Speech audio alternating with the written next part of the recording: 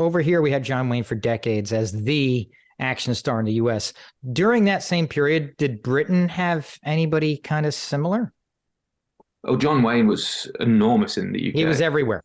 Yeah, I mean, he was they adopted him for their own. I mean, I grew up sitting on my grandfather's lap watching John Wayne movies, Jamie Stewart movies, Gary Cooper movies. There was no great distinction made. The English are very good at adopting whoever they feel like adopting, and disowning whomever they feel like it. But they, the Western heroes were enormous. I mean, to the working class. Now, I do remember a snobbery growing up in the UK towards Westerns.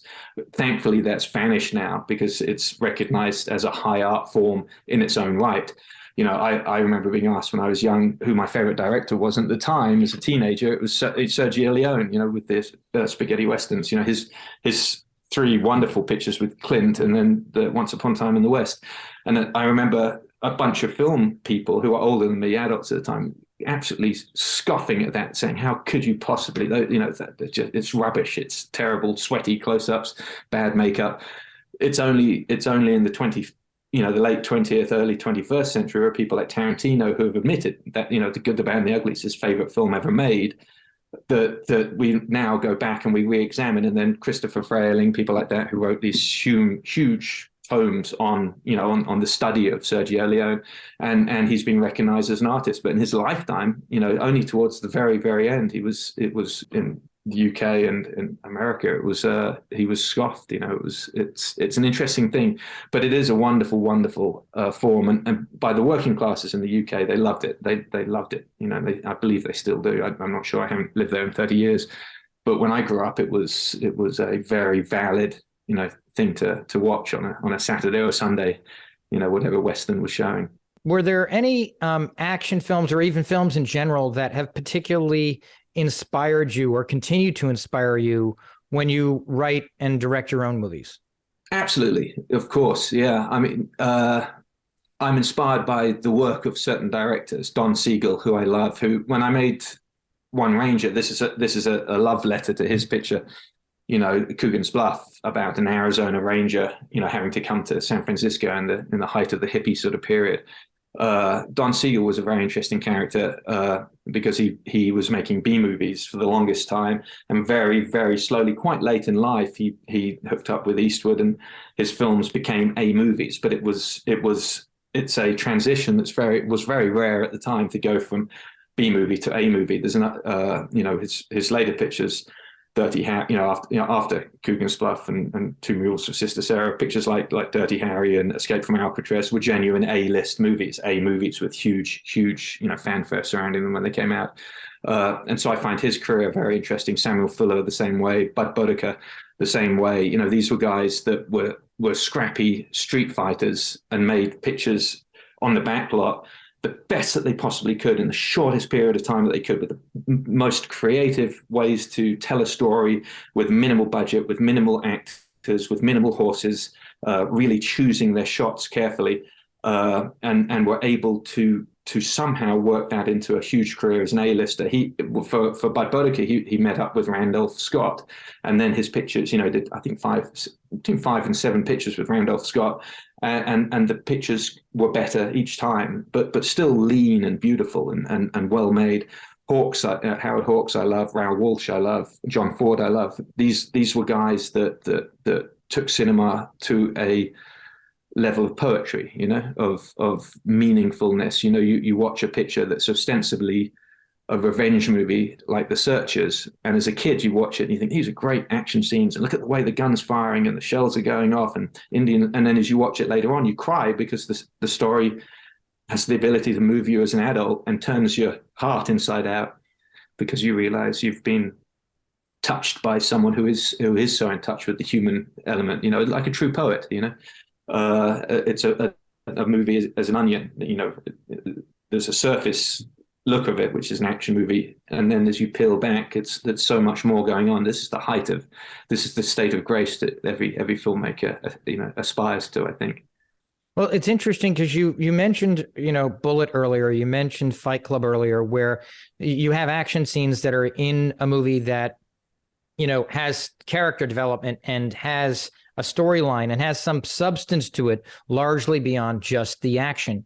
But it almost seems as if, and maybe I'm reading too much into it now, that people's attention spans being different than what they were before. It almost seems as if now movies have to start almost with an action film. You look at like maybe, okay, let's say Tony Scott, you got Top Gun. The first thing I think they got to have some sort of action thing with the jets opening up the movie, right? Do you think that's a result of maybe people's attention spans needing, they kind of wanting that to grab the hook with something big first? Or I think there's two questions there. Yes. One's a statement, one's a question. The first one is, there's an entr'acte to an entrance act.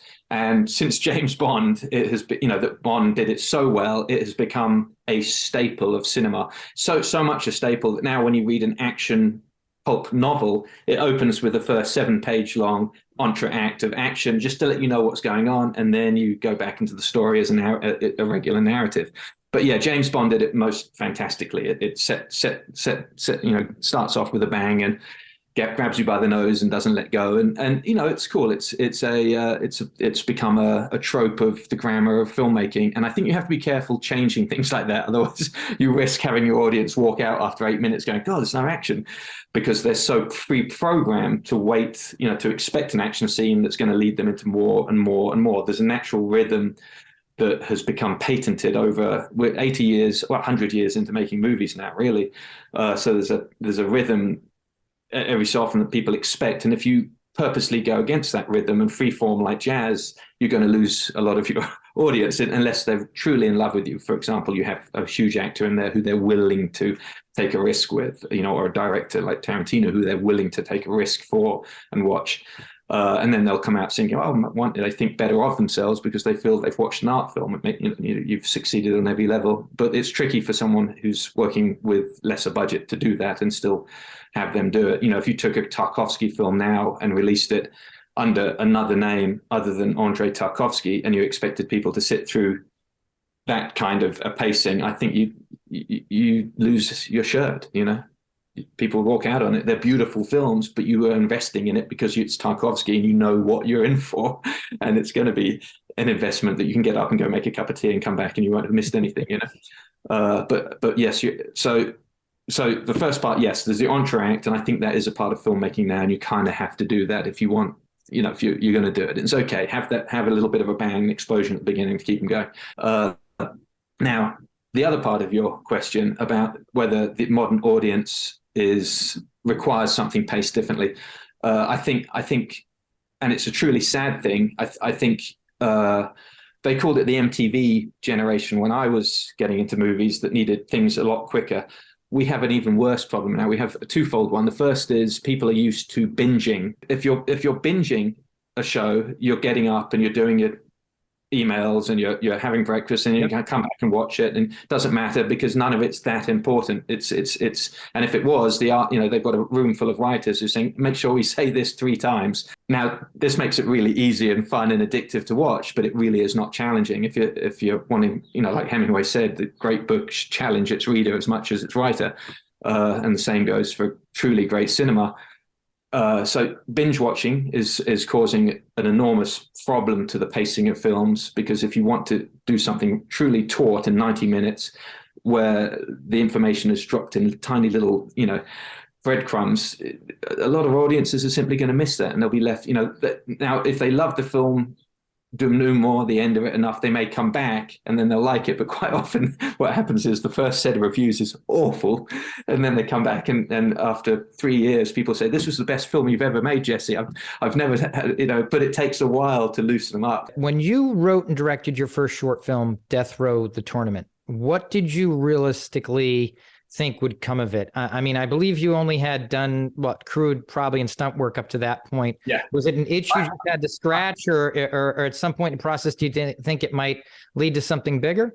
Oh, absolutely. Yeah. No, we had a theory, myself and Dominic Vandenberg, who was the lead in that. I'd met him on Mortal Kombat. He wanted to become an actor and was prepared to pay a little bit of money to sort of have, a wannabe director that was myself, try and get something going with him. So we talked about what would be interesting. He was a martial artist. politically, death row inmates being forced to fight to the death. It's very old hat now because it's been done a lot of times. At the time, it was quite new. And we thought if we do this and we create it in such a way that it becomes like a tournament that people are being invited to, so we printed up incredible postcard flyers with Death Row the tournament.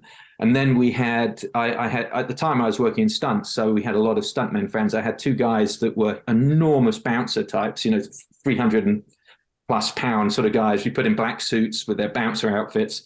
And they went to the distribution companies with specially packaged invites saying, we're not allowed to give this to a secretary. It has to go actually to Roger Corman. It has to go actually to the head of New Line. It actually, and they would refuse to give these invites to anyone but and that I paid them. And it was actually an enormously successful short film. And it got me development deals with three of these little companies. But it took a lot of money. It took a lot more money to promote it that way than it did to make the film. Yeah. And it was a fun little 12-minute sort of short, and there was a lot of action in it. We got a lot of people working on it.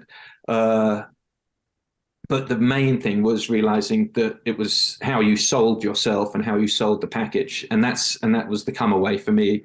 So now looking back on it, it's a 12-minute short that's sort of interesting. You see a couple of camera moves in there that are quite cool, that show a little bit of promise.